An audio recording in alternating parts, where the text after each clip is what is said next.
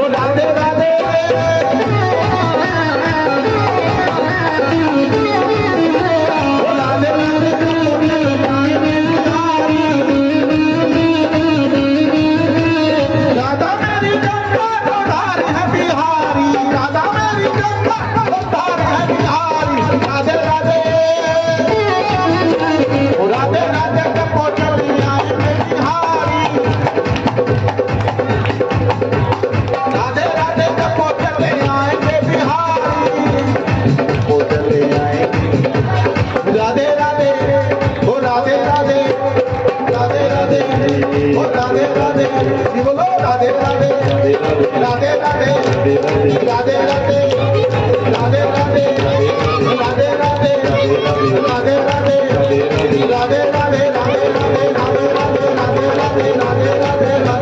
राधे राधे बोलिए बांके बिहारी लाल की, बोलिए रानी सरकार की, बोलिए राधा रानी की।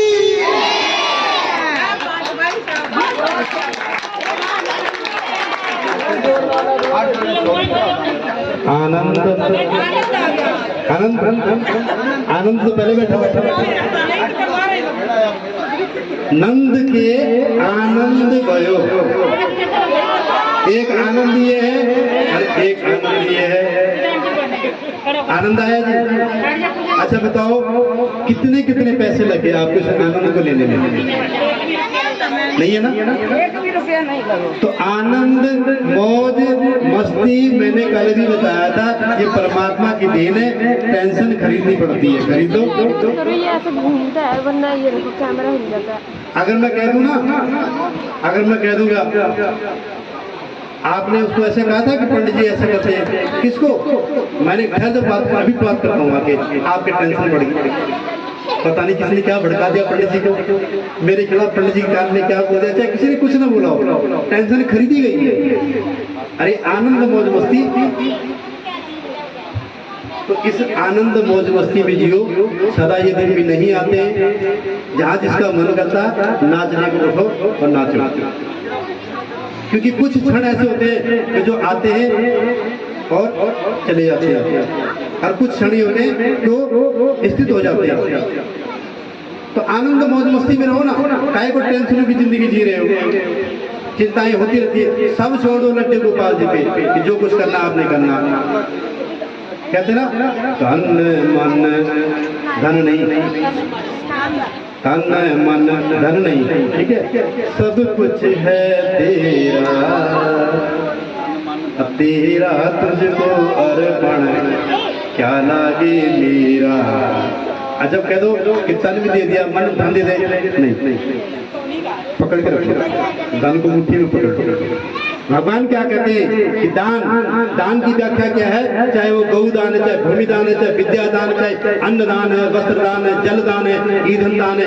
दान की कोई महिमा नहीं है, किसी भी प्रकार का दान आप कर सकते हो। यदि आप दान देते हो तो 10 गुना होकर आपको मिलता है। अब आप कहोगे पंडित जी इस बात का क्या प्रूफ है, क्या सबूत है? मैं सबूत देता हूँ, सबूत के समेत आपको बात बतलाता हूँ। एक किसान क्या करता है, अपने खेत में जाकर 20 किलो गेहूं फेंक देता है, वो धरती माता को दान दे देता है, आपको पता उसको कितना मिलता है? बताओगे? 20 किलो के बदले कितना मिल गया उसको? 20 क्विंटल मिलता है। बोले गौ माता की। आपने कभी गेहूं की बाल देखी है? धान की बाल देखी है? इसमें क्या होता है, आप एक बीज डालो उसमें 3 लड़ निकलते हैं। अब एक लड़ में 80 बीज होते हैं जी, पिंदा जी, एक लड़ में 80 बीज। एक बीज डालो, एक पौधा होता है, फल के जब समय तो 3 लड़ आते हैं, एक लड़ में 80 बीज। अब गिन लो कितने हो गए ना, 240। तो आपको क्या, आपने क्या दिया, आपको क्या मिला? यही तो दान की महिमा है। तो अगर आप एक रोटी गाय के निमित्त दान करते हो ना, तो आगे आपके खाते में भगवान नारायण ने 10 रोटी लिख दी है। आपने सुना है? ये आदमी कुछ पता नहीं, फिर भी खाता पीता, क्योंकि उसने इतने दान पुण्य कर रखे, उसके घर में स्वतः ही अन्न धन पहुंच जाता है, वो अपने कर्मों के बल पर खा रहा है। तो आप भी खाइए, सबको खिलाइए।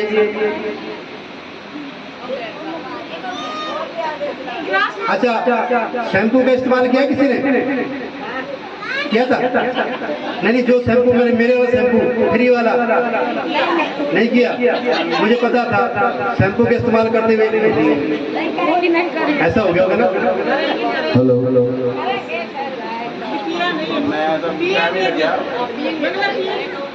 नहीं चलो आपको समय नहीं मिला, ठीक है, पर होरू ने कोई तो कहे हमने किया। देखो जी, ऐसा ना बोलो ना मिली, मिलने से भगवान भी मिल जाता है, परमात्मा भी मिल जाता है, थोड़ा ढूंढना पड़ता है। और कहीं नहीं, वो आपके घर में ही है, कण कण में है, आपके घर में, कण कण में, गली में। ये जो सृष्टि का समूचा सार है, सब में परमात्मा तो है। शैम्पू का नाम दोबारा बता दो जी। गौमूत्र, गौमूत्र वो शैम्पू है, गौमूत्र। आपके कितने बड़े भी शैम्पू हो, मैं नाम नहीं जानता कितने, मुझे मैं लगाता ही नहीं। क्लिनिक प्लस, क्लिनिक प्लस, पता क्या क्या, ऑर्गेनाइज ऑर्गेनाइज, पता क्या क्या होता है, गार्नियर सार्नियर, पता क्या क्या होता है, मेरे को नहीं पता। मैं तो एक ही शैम्पू लगाता हूँ, गौमूत्र, है ना, है ना, हाँ, हल्का भी है, थोड़ा हवा चलती है इधर उड़ते हैं, थोड़ा हवा इधर चलती है, ना सिकरी है ना कोई कुछ है, खींच लो टूटेगा भी नहीं, पक्का है, क्योंकि मेरे शैम्पू का नाम है गौमूत्र। तो उस गौमूत्र में, उस गोबर में इतनी क्षमता है, इतनी पावर है कि आप उसका इस्तेमाल करोगे तो तभी। मैंने आपको कल भी कहा था कि मेरी किसी बात पर विश्वास मत करना, खुद प्रत्यक्ष इस प्रमाण को करना और तब बताना। अच्छा, गाय की पीठ में किस किस ने हाथ फेरा जो बताओ? कल पूरी सफर उठाई थी, उठाई थी, बोलो गौ माता की, बोलिए माँ। अच्छा, कुत्ते की फेरी थी, आज फिर के ऐसे कहेगी ना ना ना ना ना, कुत्ते की पीठ में हाथ फेरो ना, वो यही कहेगा मेरे बस का कुछ नहीं है, यही रह जाओगे।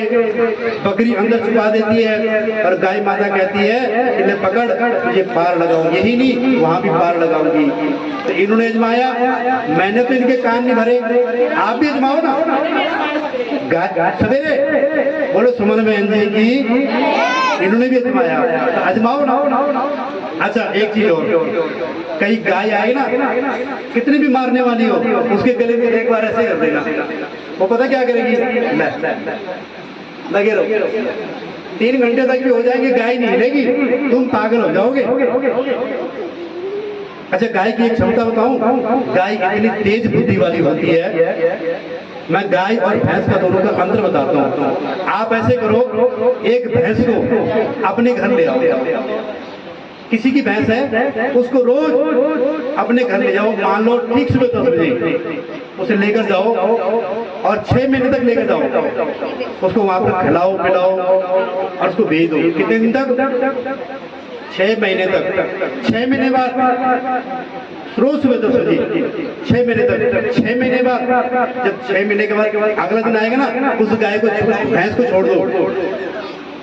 वो जब आ जाएगा गली में तो सोचे कहाँ जाना, ऐसे करे, किसकी जाना, चल इधर चल, चल उधर चल, चल उधर चल। अगर उसको खींच के आप अपने घर के पास भी लाए तो पता क्या करेगी, यहाँ क्या करना मैंने, चल आगे चल, कभी उधर कभी उधर, उसको पता ही नहीं। अब सुनो गाय की बात, आजमा लेना। अब गाय क्या करती है, आपके द्वार पर कोई भी गाय आ गई बिन बुलाए और टाइम देख लो, मान लो ठीक सुबह की 9 बजे आई है, आप उसको 1 रोटी दे दो बस। कल अगले दिन ठीक 9 बजे वो आपके द्वार पर खड़ी होगी, आप फिर रोटी दे दो। रोज आपकी घड़ी खराब हो जाएगी, जैसे गाय आएगी, अरे 9 बज गए। तो गाय में इतनी क्षमता है कि आप एक बार दोगे, इतनी तेज बुद्धि है, इस घर में मुझे मिलता है। और सुनो, गाय को जब आप भोजन देते हो ना, तो आपके घर में ये तो गौमूत्र करेगी, ये तो गोबर करेगी। पता क्यों करती है? पता है क्यों करती है? अजमाया कभी? अजमाओ। वो कहती है तूने मुझे दिया, तेरा घर भी भरा रहे। गोमये बसते लक्ष्मी। हाँ जी, बोलो बोलो बोलो, उठो उठो बोलो, जब माइक पकड़ाओ, ये बच्ची की तरफ कैमरा घुमाओ। ठाकुर साहब, ये बच्ची कुछ बोलना चाहती है, माइक दो जी, बोलो बेटा, बोलो खुल के बोलो, लो विष्णु बोलो, बोलो जी, बोलो जी। वो रोटी देती है 6 बजे आ जाती है, गोबर करके चली जाती है। लो मैं क्या झूठ बोल रहा हूँ? ये राधा माता के वचन हैं। आप बताओ कि क्या मैं क्या असत्य कह रहा हूँ? इस बच्चे ने खुद कहा कि मैं रोज 6 बजे रोटी देती हूँ, तो 6 बजे आती है और गोबर करके चली जाती है। तो एक छोटी सी बच्ची ने इस बात का प्रमाण पाया, तो आपने नहीं पाया।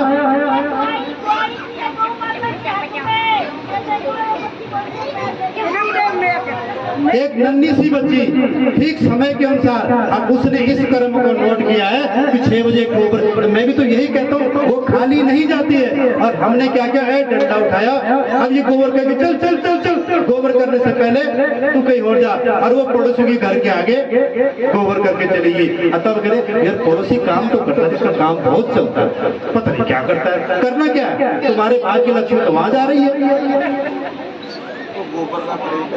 समझ गए जी? तुम्हारे भाग्य की लक्ष्मी तो वहां चलेगी। तो गौ माता कभी आपके घर में खाली नहीं आती, वो देकर जाती है। अच्छा, शास्त्र में कहा गया कि जिस घर में गौ दुखी होती है ना, वो घर नरक हो जाता है।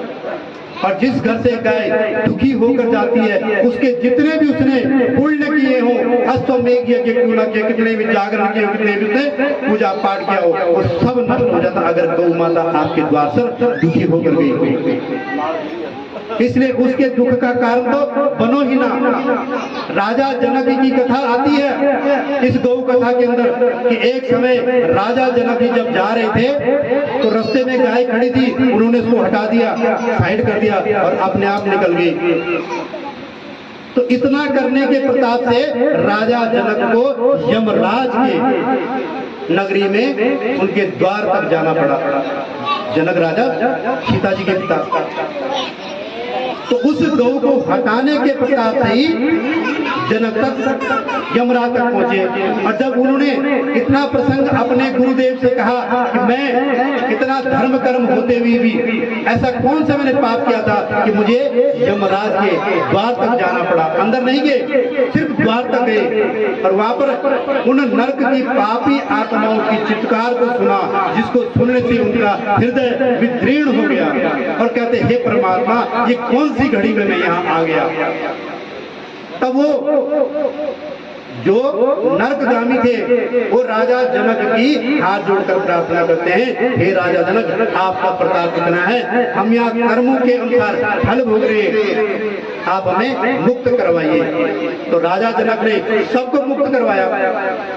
यदि मेरा कोई पुण्य है, इनकी सजा समाप्त हो जाए। लेकिन अपने गुरु से कहते हैं कि मैंने कौन सा कर्म किया था कि मुझे इतनी भयानक यातना देखनी पड़ी, यमराज के द्वार तक जाना पड़ा और वो चित्कार, वो भयंकर आवाजें, वो रोने का कर्कश शब्द मुझे सुनना पड़ा जो मैं बर्दाश्त ना कर सका।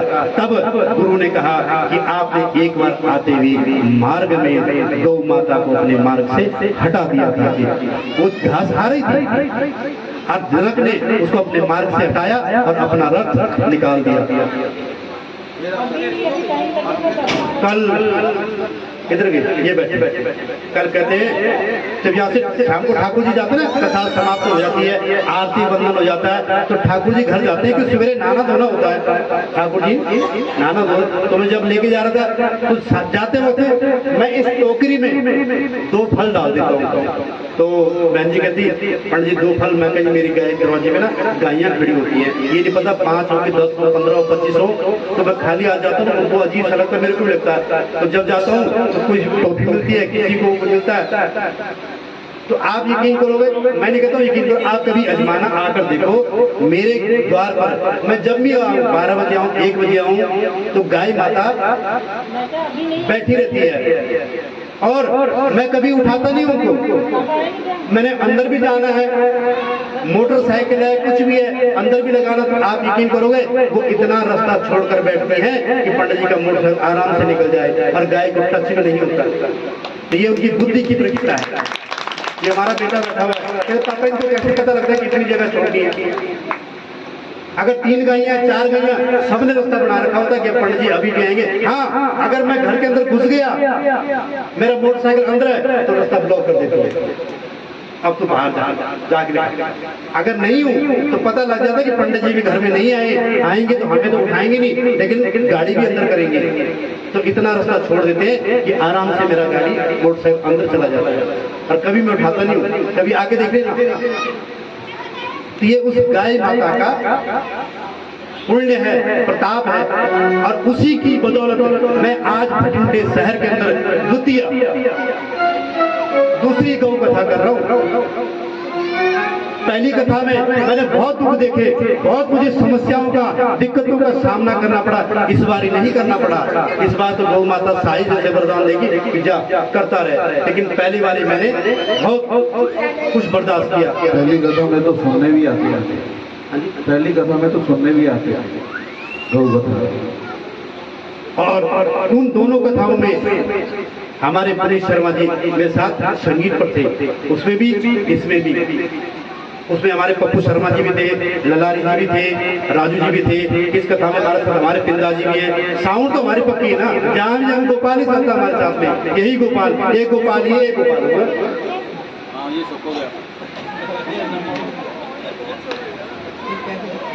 और मेरे भक्ति ज्ञान दर्पण में जो सबसे बड़ा सहयोगी है पता कौन है जी? इस चैनल में जितने भी गाय होती है, हमारे मोहल्ले के राज ठाकुर राजू भूपिंदर सिंह, हाथ खड़ा कर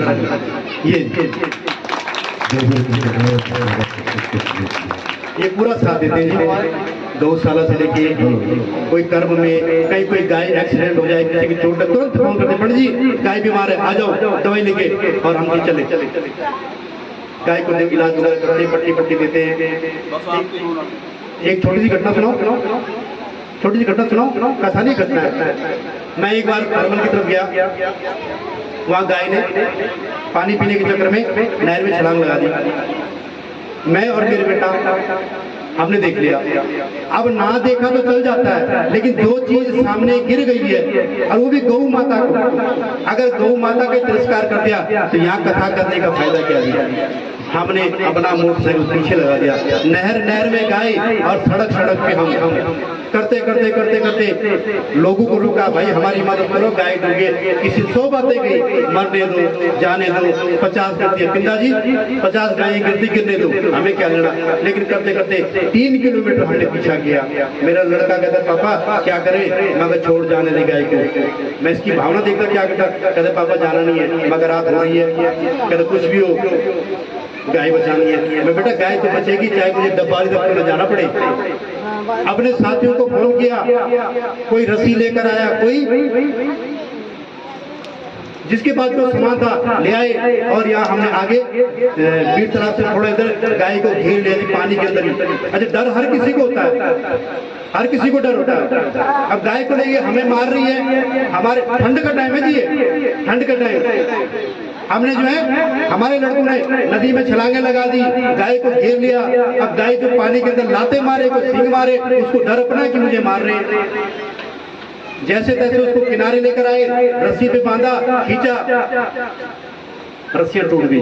बहुत दिक्कतें आई। सिर्फ उड़ने वाले लोग बता कि क्या करें, ना तो इसको छोड़ सकते ना घर जा सकते। चलो एक बार ही निकाला, रस्सी टूटी, गए, फिर चल पड़ी, फिर छलांगे लगाए, फिर गिर गया।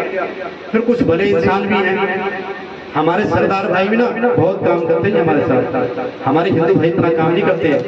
हमारे सिख भाई अपनी पगड़ी उतारी, लो पड़े पगड़ी को डाला जी, बांधा गया गाय को, रस्सी भी बांधी, पगड़ी भी बांधी, गाय को सकुशल हम नहर से बाहर ले आए, उसका उपचार वगैरह किया, उसको छोड़ दिया। गाय माता स्वतंत्र भाव से, गाय समझ गई कि मुझे मारने वाले नहीं है, ये बचा रहे हैं। तो जब वो गाय बाहर आ गई, अपने जंगल में चली गई, घास फूस खाने लगी, हम लोग भी तभी आए। और आते आते इससे भी ज्यादा समय हो गया था, मंदिर बंद पड़ा है। तब जाके मंदिर खोला, आरती बंदन किया, तब जाके घर में जाकर चाय पानी पिया। इस घटना का वीडियो भी, इस घटना का जो भी कर्म जो वीडियो हुआ वो भी आप इस चैनल में देख सकते हो। कोई गप्पे नहीं है, यहाँ पे बैठ कर बड़ी बड़ी टीमें नहीं हाकी जा रही है। इसका वीडियो भी आप चैनल पर देख सकते हो कि क्या वाकई ऐसा हुआ है, पता लग जाएगा आपको कि कहां से गाय कहां पीछा कर रही है। और किन किन मुसीबतों सब कुछ दिखेगा आपको कि वाकई रस्सियां टूट गई हैं, अब पगड़ी आ गई है, पगड़ी बांध कर निकाला गया है। तो जब गाय को बचाकर घर आए तो मन इतना प्रसन्न था कि हमने गाय को अपने आंसू, अब क्या गाय पीछे नहीं पड़ रही है। यहाँ पे ये इंद्रजीत शर्मा जी बैठे हुए यहाँ पे, हाँ जी हाथ खड़ा कर दीजिए। इनका घर नहर के पास ही है। एक बार इन्होंने फोन किया कि पंडित जी नहर में गाय गिर गई है, ये सुबह सुबह सैर सपाटे के लिए जा रहे थे, हमने फोन लगा दिया, पिंदा जी हमारे आदमी गए, छलांगे लगाई, गाय सांड था, नंदी मारा था। वही बात कि मुझे मारने आ गए, लेकिन हम मार थोड़ा रहे, लेकिन उसको बचाते बचाते जैसे बाहर आए उसने जी ऐसा चक्कर मारा, एक सिंह के आदमी, हमारे आदमी का पूरा सिर टूट गया और वो तो भाग गया, हमारा आदमी हॉस्पिटल में। ऐसी ऐसी मुसीबतें आ जाती हैं, ऐसी ऐसी दिक्कतें झेलनी पड़ती हैं, लेकिन क्या करें, वो समझते कि हमें मार रहे हैं, लेकिन हम मार, वो अपना कर्म कर रहे हैं, हम अपना कर्म कर रहे हैं। आपको कोई क्या बोलता है ये मत देखो, आप अपना कर्म करो। कोई आपको कहता है बड़ी भक्तनी बड़ी फिर रही, आज तो गई की पूजा कर रही है, जब से पंडित जी ने कथा की है तो मैं दो गौ करिए, बोलने दो। हाँ हूँ मैं तो अपने आप को गाय कहता हूँ, मैं तो हूँ गाय, मैं तो हुई नंदी, मैं तो हुई गौवंश से। आप अपना कर्म कीजिए, कर्मण्येवाधिकारस्ते मा फलेषु कदाचन, कर्म करोगे उसी के अनुसार आपका फल मिलता है। फल की चिंता नहीं करनी आपने, कोई क्या बोल रहा है क्या देख रहा है ये मत चिंता करो, आप अपना धर्म कीजिए, कर्म कीजिए और सच्चे मन से गई माता की सेवा कीजिए, यही मेरी आपसे प्रार्थना है। मैं फिर आज, कल भी वचनबद्ध किया था, जिन्होंने नहीं किया वो आज से फिर ये वचन देता हूँ कि कौन कौन ये वचन देता है कि आज के बाद हम गाय माता की सेवा करेंगे, गाय के लिए रोटी पानी देंगे, गाय की पूजा करेंगे, अर्चन मंत्र करेंगे, गाय का कभी अपमान नहीं करेंगे, गाय को कभी दूसरे लाभ लाके से नहीं मारेंगे। कौन कौन ये वचन देता है? हाथ खड़े कीजिए। मोर गौ माता की। जिन जिन्होंने हाथ खड़े किए, प्यास पीठ पर आप लोग वचनबद्ध हो चुके हो। और मैं घर घर जाकर नहीं पूछता हूँ कि आप क्या करें, मैं जाते हुए देखता हूँ। एक बार क्या बाहर सब्जी मंडी है ना, बाहर सब्जी लगी है, एक सब्जी वाले ने गाय को मारने के लिए झाड़ू उठाया, तब तक एक उधर पंडित जी आगे पड़े, उसने छुपाया, एक के उसको पता पंडित जी गले पड़ गए, वो तो छुड़ाना मुश्किल हो जाएगा। मैं हंस पड़ा, मैं क्या हो रहा है, कल पंडित जी गलती होगी, मैं चल जा माफ किया, तो क्या करोगे? तो इसलिए आप अपना कर्म कीजिए, बल से रखें, ठीक है जी।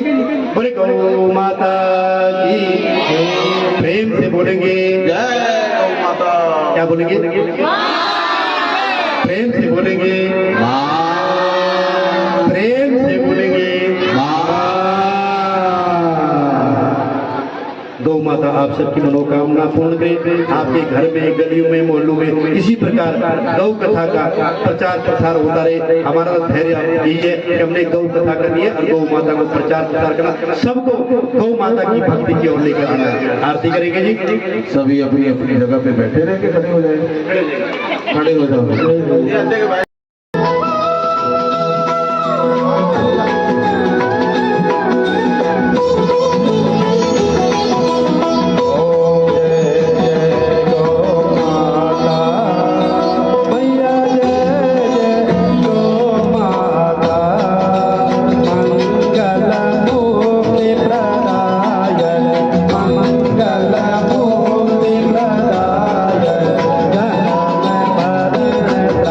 Bye.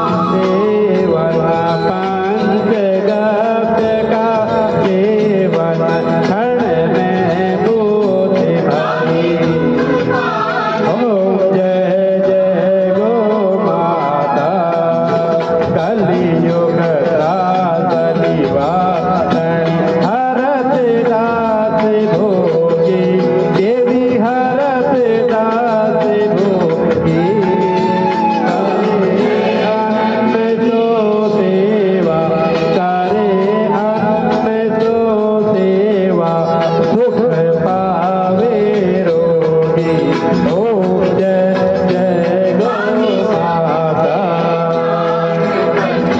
सूर्य चंद्रमा नवग्रह जा परताप करे देवी जा परताप करे गौ माता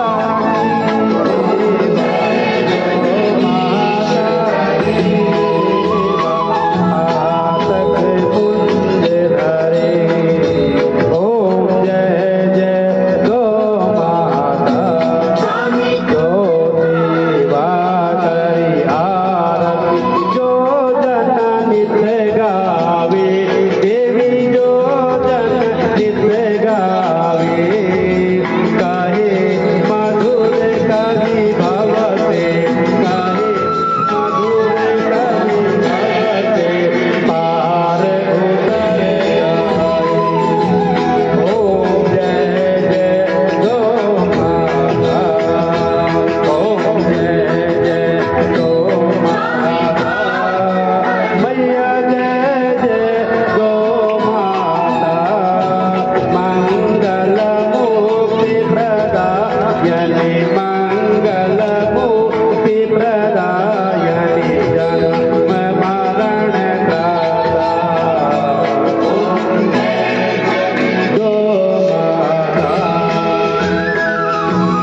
सूरदोरं करुणावतारं संसारसारं भुजगेन्द्रहारं सदा वसन्तं हृदयारविन्दे भवं भवानी सहितं नमामि त्वमेव माता च पिता त्वमेव त्वमेव बन्धु च सखा त्वमेव त्वमेव विद्या च द्रविणं त्वमेव त्वमेव सर्वं मम देवदेव अच्युतं केशवं रामे नारायणं कृष्णदामोदरं वासुदेवं हरि श्रीधरं माधवं गोपिका वल्लभं जानकी नायकं रामचन्द्रं भजे हरे राम राम राम हरे हरे हरे कृष्णा कृष्णा कृष्णा हरे हरे राम राम राम हरे हरे हरे अब नहीं बन सकते अब सीधा नहीं की बनेगी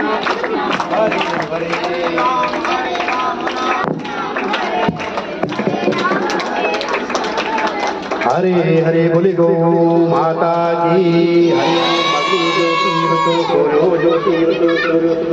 ओम दीप ज्योति जनार्दन परब्रह्म स्वरूपा दीपाय नमः यानि कानि च पापानि जन्मान्तरकृतानि च तानि विनश्यन्ति प्रदक्षिणां च पदे पदे बोले गौ माता की बोलो दुर्गा मैया की बोलो पवन पुत्र हनुमान की बोलो शंकर भगवान की बोलो रामचंद्र महाराज की बोलो बांके बिहारी लाल की बोलो राधा रानी सरकार की बोलो अपने अपने गुरु महाराज की बोलो गो ग्रंथ की धर्म की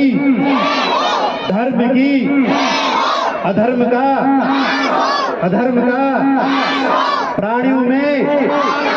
प्राणियों में विश्व का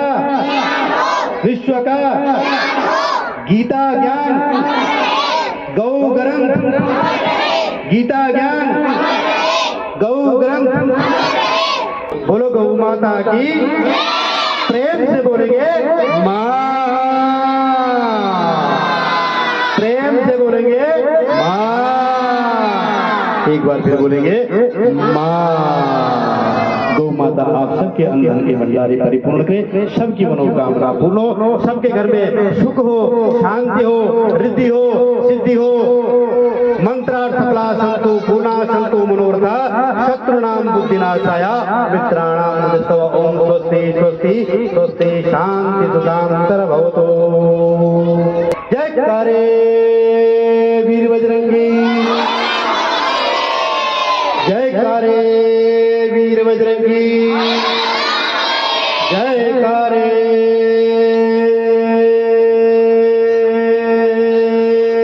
वीर बजरंगी नमः पार्वती पते हर हर हर महादेव शंभो हरि ओम।